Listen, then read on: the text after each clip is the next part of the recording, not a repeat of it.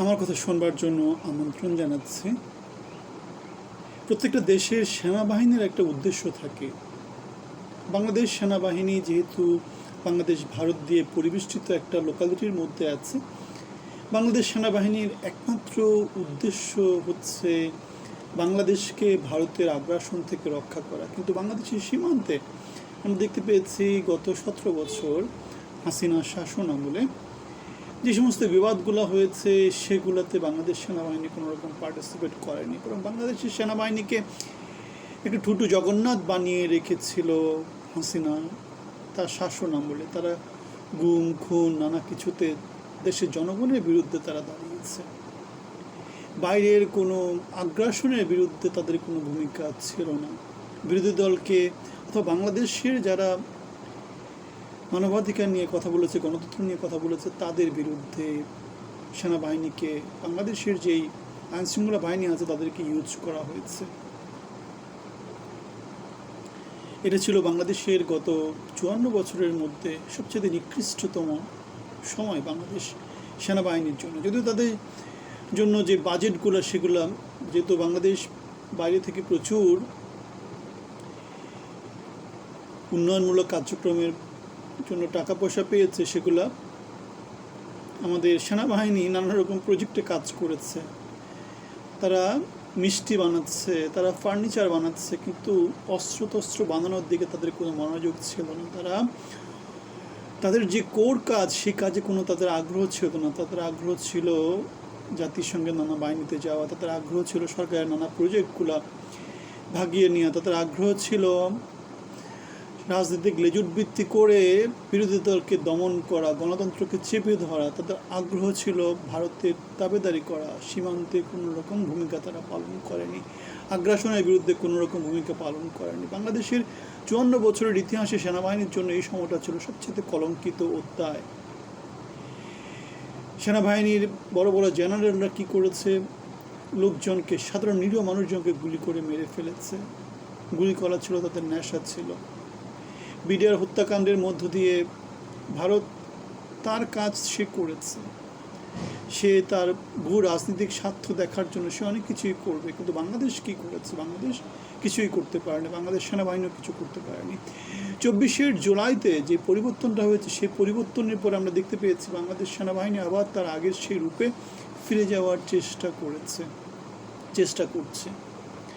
বাংলাদেশ সেনাবাহিনী তার অস্ত্র তৈরির দিকে মনোযোগ দিচ্ছে, নতুন বিমানবন্দর তৈরি করার চিন্তা করছে, নানা জায়গা থেকে নতুন নতুন অস্ত্র তার ক্যাপাবিলিটির মধ্যে নিয়ে আসার চিন্তা ভাবনা করছে।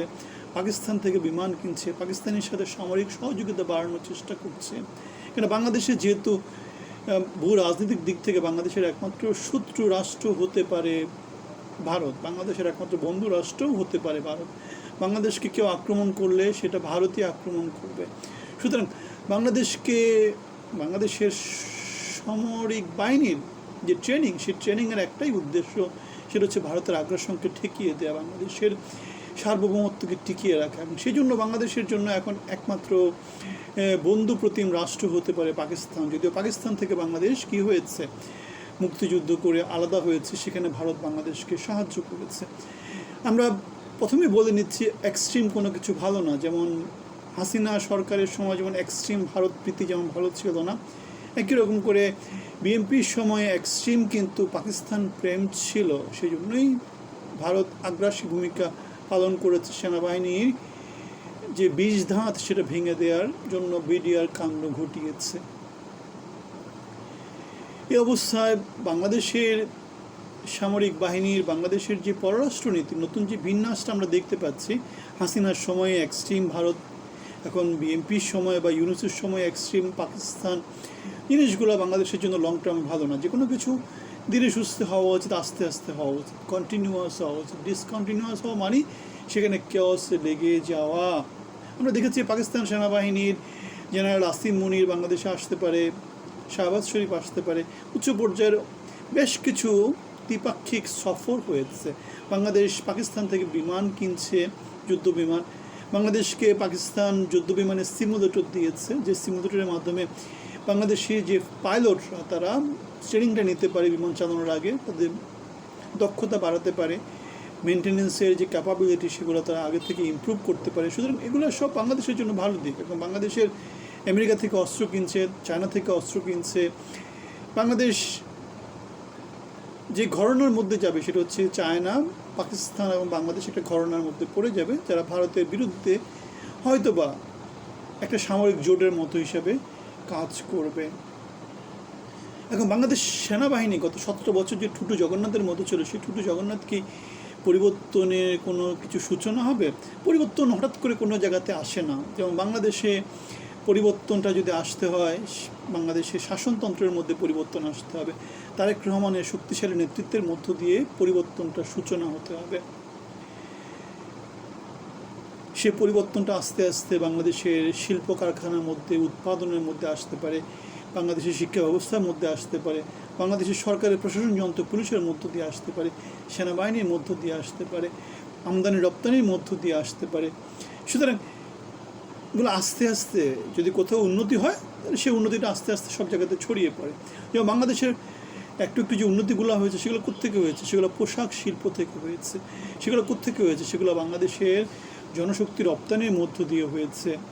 এখন বাংলাদেশ সেনাবাহিনীর শক্তি বাড়ানোর চেষ্টা করছে, লালমনিরহাটে বিমানবন্দর বানাচ্ছে, বাংলাদেশ বগুড়াতে বিমানবন্দর বানাচ্ছে, নানা জায়গাতে বাংলাদেশ চেষ্টা করছে ভারতের সাথে যাতে যেই ঠুটু জগন্নাথের মতো সেনাবাহিনী ছিল সেটা যাতে বাংলাদেশ মোটামুটিভাবে আগের মোটামুটি শক্তি ফেরত আসতে পারে। বাংলাদেশের পররাষ্ট্রনীতিতে একটা পরিবর্তন আবশ্যক ছিল হাসিনার তথা ভারতের। বাংলাদেশে পরাজয়ের মধ্য দিয়ে সেই পরিবর্তনের সূচনা হয়েছে। বাংলাদেশে এখন পাকিস্তানের উপস্থিতি, চীনের উপস্থিতি, মার্কিন যুক্তরাষ্ট্রের উপস্থিতি আগের থেকে প্রচণ্ড রকমভাবে বেড়ে গেছে। ভারতের উপস্থিতি প্রচণ্ড রকমভাবে কমে গেছে।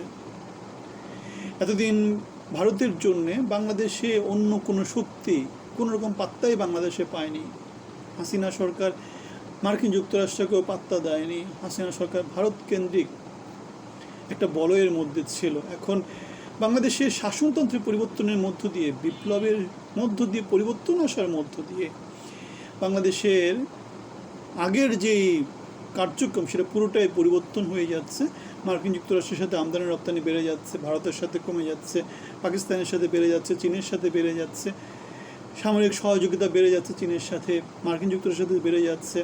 বাংলাদেশের মধ্যে এখন রাজনৈতিক দলই তো বাংলাদেশ আওয়ামী লীগ নাই হয়ে গেছে, হাসিনা সরকার নাই হয়ে গেছে। সুতরাং বাংলাদেশে বিশাল একটা পরিবর্তন হয়েছে। এখন এই পরিবর্তনটা কন্টিনিউয়েশনটা যাতে বাংলাদেশকে লং রানে ভালো কিছু দেয়, সেই শুভকামনা আমরা রাখতে চাই। তারেক সরকারের উপর আমরা বিশ্বাস রাখতে চাই। আমরা বিশ্বাস রাখতে চাই যে তিনি বাংলাদেশকে অনেক দূর নিয়ে যাবেন। বাংলাদেশ, পাকিস্তান অথবা চীন শক্তিশালী যে বলয়টা বাংলাদেশ তৈরি করার চেষ্টা করছে, সেখানে যাতে বাংলাদেশ ভারসাম্য রক্ষা করতে পারে, যেন কোথাও অতিরিক্ত ঝুঁকে না যায়, বাংলাদেশের জন্য বিপদের কারণ না হয়ে যায়। তারেক রহমানের শক্তিশালী নেতৃত্বে বাংলাদেশ এগিয়ে যায়, আমরা সবাই এগিয়ে যাই। বাংলাদেশের জন্য শুভকামনা, বাংলাদেশ জাতীয়তাবাদী দলের জন্য শুভকামনা। আপনাদের সবাই ভালো থাকবেন। আসসালামু আলাইকুম ওয়া রাহমাতুল্লাহি ওয়া বারাকাতুহু।